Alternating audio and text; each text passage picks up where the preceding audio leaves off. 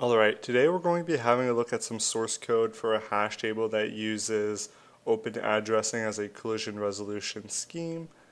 And you can find all of the source code on GitHub at williamfize/data-structures. And then just go to the hash table folder to find a whole bunch of hash table implementations. I have three different open addressing implementations here. In particular, we have quadratic probing, linear probing, and double hashing. They're all very similar to each other, so I will only be looking at one right now, but if you're curious, you can go on GitHub and check them out for yourself.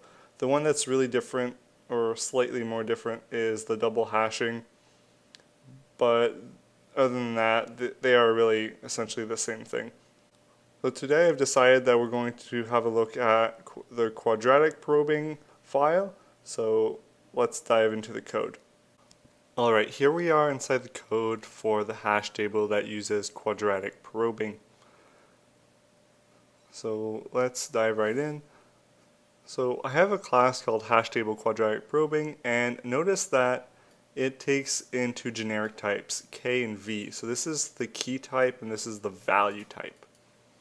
So you're going to have to specify these when you instantiate an object, which is a hash table for quadratic probing. So I have a bunch of instance variables that we're going to need. The first is the load factor.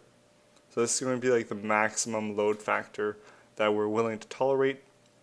The current capacity of our hash table, the maximum threshold we're willing to tolerate, the modification count, this is for the iterator.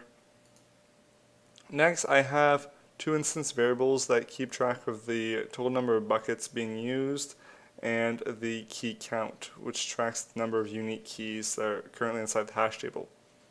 Now, since we're doing open addressing, we are storing these key value pairs directly inside an array.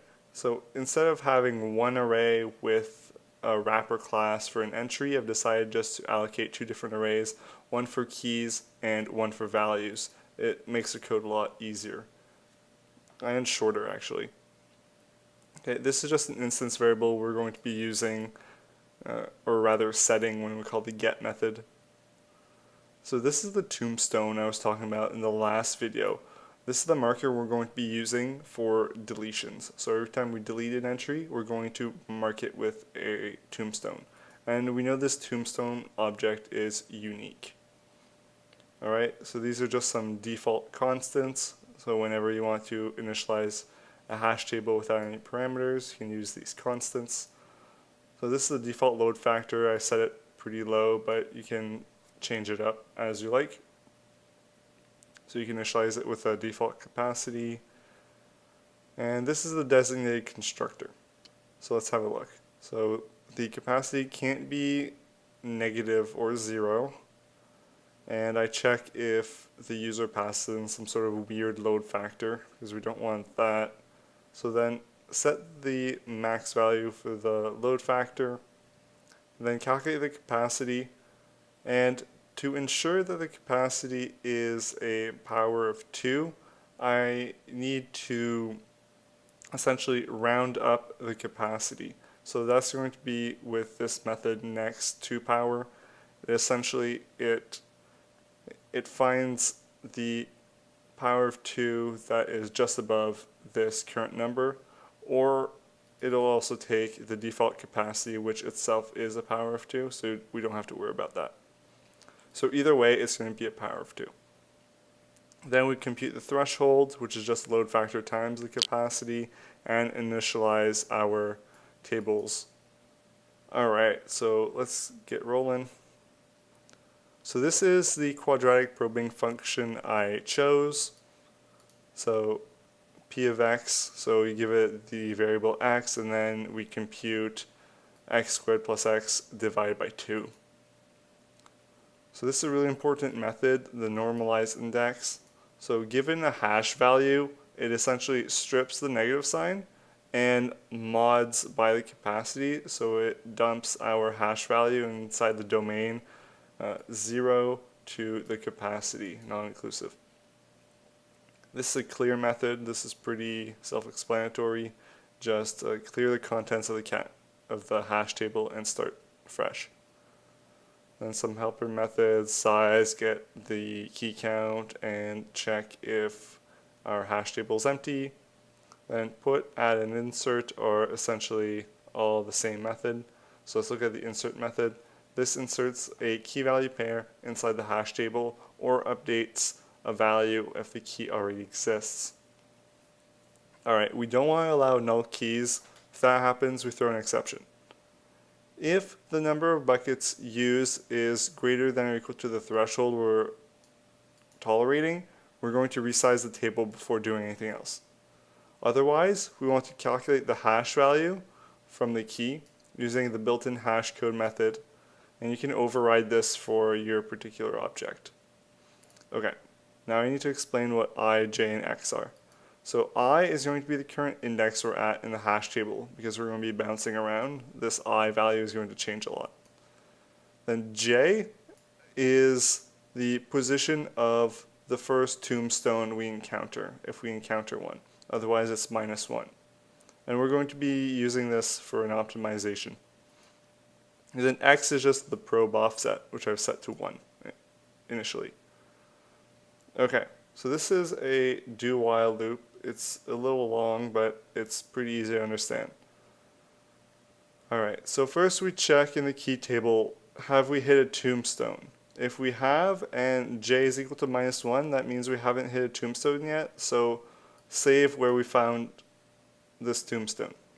Okay, so this next check checks if the key table has an entry that's not null, meaning there's a key inside of it.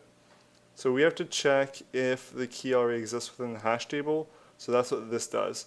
It compares the current key at index I with the key we're trying to insert, this key. And if j is equal to -1, meaning we haven't hit a tombstone, then just update the value. If we've hit a tombstone, then we want to do a swap with the tombstone and up the modification count, and always return like the old value that was there before, just in case you want to use it. Alright, next up, the current cell is null, so we can do an insertion. Oh, so j is equal to -1 means that we haven't seen a tombstone so far. So increment the number of used buckets and the key count, and then store our key value pair.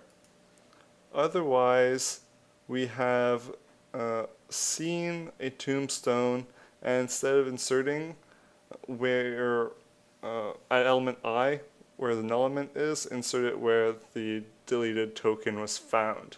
So we're inserting it at j instead of I, so here we're inserting at I, but instead of inserting at j where the tombstone is. And we're going to return null because there was nothing there before. Okay, and if we do a loop, so we get through all these if statements and we haven't returned, that means that we need to keep probing. We had a hash collision, and the cell we landed on already had something in it, so we need to probe. So we need to offset where we first originally hashed to plus the probing index, or the probe position, and increment x at the same time. So this will just hop to the next spot. And we do this while we haven't found an empty slot, and we will find an empty slot. Alright, so contains key and has key. Just check if a key exists within the hash table. And to do this, I'm being pretty lazy, and I'm just calling the get method, and I'm setting an instance variable in there called contains flag, which gets set to true or false whether a key is inside our hash table or not, because the has key and the get method would have essentially the same code, so that's a bad code smell. Alright, so let's look at the get method since it's getting used in the has key method. So same kind of setup, find the original hash, index is equal to the hash, set j and x to what they were before. So essentially do all the same stuff, or mostly, except set the flag, so that's different. We set the flag to be true when we identify that the key is indeed inside the hash table. And here our else condition is just shorter. We return if we hit a null cell instead of inserting a new element, and set the contains flag to be false. Okay, so pretty easy. And the remove method is actually quite a bit shorter, interestingly. So same setup, check if the key is null, find the hash, set x to be equal to 1. Here we don't really care about tombstones too much, so we don't have a j position. So we're going to start the hash index and quadratically probe until we find a spot. So for every loop, we're going to increment I, or find a new offset position if this loop gets completed. So here's what we do. We ignore tombstones, so we just skip over those. So this happens if the key was not found in the hash table, we can return null. Otherwise, the key we want to remove is in the hash table. And we can do this check because we checked if it's null before, so we're not going to get a null pointer. So decrement the key count, up the modification count, extract the old value, and dump a tombstone here, and just wipe whatever value is in there. So this is where we set the tombstones in the remove method. And then just return the old value for good measure. Alright, and okay, these two methods are pretty self-explanatory. They just return all the keys and return all the values that are contained within our hash table. So the next really interesting method is this resize table method. So this gets called when we're inserting new elements and we need to grow the table size. And remember that in this particular quadratic probing implementation, we always need the capacity to be a power of 2. But since we know that the capacity is already a power of 2, multiplying by 2 will keep it a power of 2. So that's fine. So recompute the new threshold, allocate some new memory for a new table. I called it old table, but it's actually going to be the new table shortly.